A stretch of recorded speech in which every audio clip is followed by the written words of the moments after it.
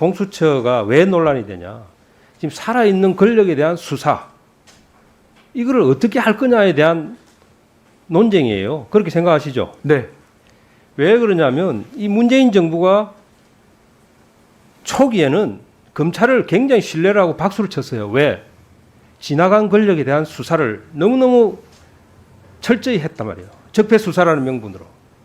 그러다가 문재인 정부가 절반이 지나면서 결국 살아있는 권력에 대한 수사를 할 수밖에 없는 단계가 온 거예요. 왜?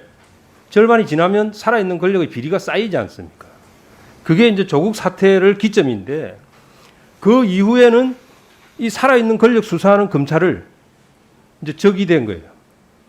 그래서 이 살아있는 권력 수사를 못하게 하기 위해서 정말 피눈물 나는 모든 조치를 동원합니다. 이 문재인 정부가. 예? 그거를 뭐 예를 안 들어도 지난 1년간을 한번 보십시오. 법무부가 1년 내내 한 것이 살아있는 권력 수사를 못하게 하기 위한 조치만 1년 내내 하다가 세월이 나간 거예요. 뭐 인사, 감찰, 징계, 뭐 검찰총장에 대한 수사 지휘권 이러면서 갔단 말이에요.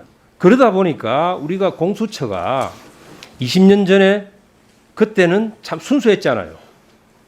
왜? 살아있는 권력 수사 제대로 하자. 그리고 자기 편 잘 봐주는 검찰 수사 좀 하자. 그래서 공수처가 시작이 된 거예요. 그때는 박수를 받았다고. 그런데 지금 공수처는 의미가 변질이 된 거예요. 문재인 정부의 공수처는 살아있는 권력 수사를 못하게 하기 위한 공수처라는 거예요. 그래서 지금 우리 야당에서 이 법 통과를 결사적으로 반대를 했던 것이고, 최근까지도 공수처 출범에 대해서 우려를 하고 있는 겁니다. 그 우려의 가장 핵심이 뭐냐? 이 검사 임명 과정일 겁니다. 네? 속된 말로 전부 민변 출신들, 정치적인 성향이 강한 사람들 아니에요? 그 민변 출신들을 대거 임명해가지고 민변 검찰청이 될 것이다. 이런 우려. 예? 두 번째는 수사 대상도 살아있는 권력을 수사하는 검사를 수사 대상으로 삼을 것이다. 그래서 대상이 1호가 윤석열이가 될 수도 있지 않느냐. 그런 이야기가 여권에서 지속적으로 흘러나왔잖아요. 우리 아까 후보자님이 답변을 하는 과정에서 그 가능성을 부인하지 않으셨잖아요. 열어놓으셨죠? 예, 그렇죠? 그건 모든 가능성은 열려 그렇죠? 있는 것 같습니다. 예. 그러면 결국 그런 것도 이미 사전 검토가 되고 있다는 얘기예요. 그래서 제가 이 공수처가 정말 이 사법부를 또는 우리나라 사법 체계를 제대로 어차피 출범하는 마당이라면 제대로 끌고 가려면 정치적인 중립, 독립성을 가져야 된다. 그러면 그 바로미터가 뭐냐? 이 검사들이나 차장 임명 과정일 것이다. 아마 제가 볼 때는 이미 우리 후보자한테 리스트가 와 있을 수도 있어요. 누구를 임명하라고. 왜?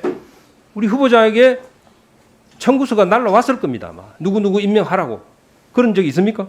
없습니다. 없습니까? 네. 그래서 그런 부분. 그 다음에 수사 대상. 예? 이 부분을 어떤 방향으로 가져갈 건지. 예? 네. 그 부분에 대한 확실한 소신. 좀 이따가 한번 말씀해 주시고 제가 네. 질문 끝나면. 네. 그 다음에 더 중요한 거는 지금 검찰에서 살아있는 권력 수사를 하려고 많이 애를 쓰고 있어요. 그런 사건들을 이첩해서 가져갈 수 있잖아요. 공수처가. 그런 기준을 어떻게 잡아갈 건지 시간이 지금 별로 없습니다만은 소신을 한번 말씀 한번 해주세요. 네.